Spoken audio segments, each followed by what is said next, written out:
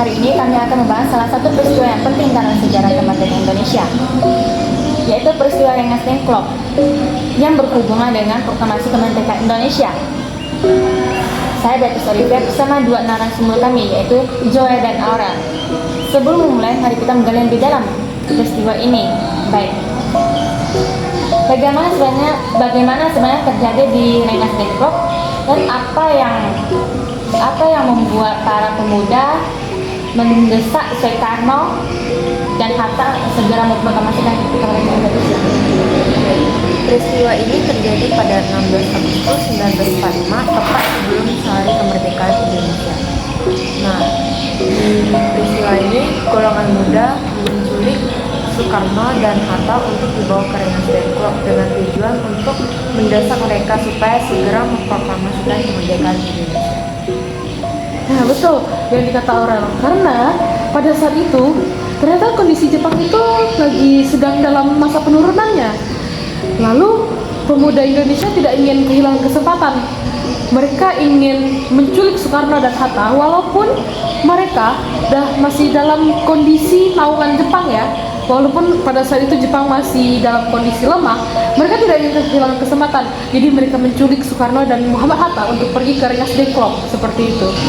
Tapi apa sebenarnya terjadi dengan Dengklok? Bagaimana suasana dan keputusan yang diambil para pemuda dan juga tokoh-tokoh yang penting seperti Soekarno dan Hatta? Nah, kalau untuk seperti itu, sebenarnya pemuda Indonesia itu sudah mendesak Soekarno dan Hatta untuk mengambil kemerdekaan Indonesia, karena kita ingin menjadi negara yang maju, betul?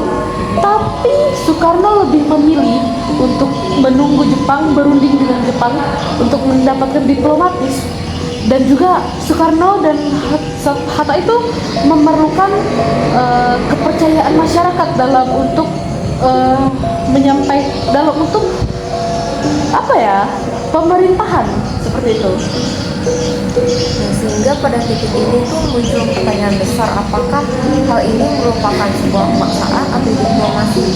Karena beberapa orang berpendapat bahwa Soekarno dan Hatta itu berencana untuk menunggu waktu yang tepat supaya memproklamasikan kemerdekaan Indonesia itu tanpa intervensi asing. Apakah peristiwa Rengas Dengklok ini lebih kepada diplomasi atau paksaan? Aura, apa pendapat? Menurut saya ini adalah campuran keduanya, karena pada satu sisi meskipun golongan muda ini memaksa gitu menculik Soekarno dan Hatta, tapi mereka pasti punya pertimbangan. Mereka itu pasti mempertimbangkan untuk masa depan Indonesia juga. Selain itu juga pemuda Indonesia itu memaksakan sekali ya untuk diplomasi lebih dalam. Nah, selain itu mereka bukan hanya memaksa dalam secara fisik, tapi mereka lebih ke memaksakan supaya Soekarno dan Hatta memajukan kemerdekaan Indonesia, karena ya seperti tadi, Perang Dunia itu sudah menjadi salah satu tempat supaya kita bisa menjadi negara yang lebih maju, negara yang merdeka, seperti itu. Maka dari itu Soekarno dan Hatta juga mempertimbangkan, benar juga ya, mungkin sekarang waktunya untuk Indonesia bisa merdeka. Maka dari itu mereka menetapkan nih tanggal 17 Agustus 1945 untuk menjadi hari kemerdekaan Indonesia, seperti itu. Jadi Rengas Dengklok bukan hanya sekedar peristiwa sejarah, tapi juga termasuk simbol dari ketegangan di antara diplomasi dan paksaan. Semua peristiwa ini menunjukkan bagaimana Indonesia pada akhirnya mencapai kemerdekaan. Walaupun melalui banyak proses dinamika atau tekanan, apakah ada pesan atau pelajaran yang dapat dipelajari peristiwa ini?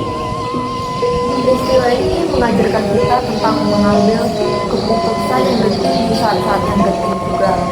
Menurut peristiwa ini kan penculikan itu kan melewati keputusan yang besar kan. Jadi perubahan besar itu meskipun ada tantangan dan kontroversinya, tapi tujuannya tetap sama, yaitu untuk kemerdekaan Indonesia.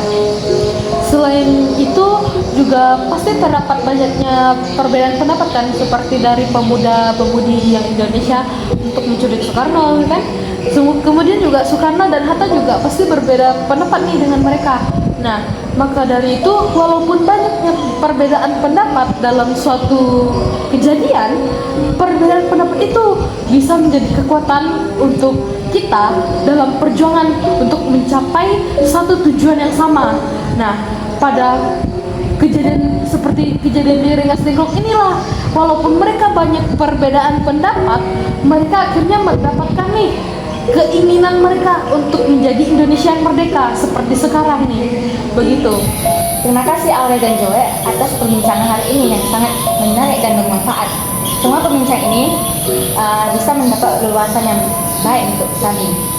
Dan semoga terima kasih juga teman-teman yang sudah mendengar proses kami hari ini. Sampai jumpa di episode selanjutnya teman-teman. Terima kasih. Are you down for this?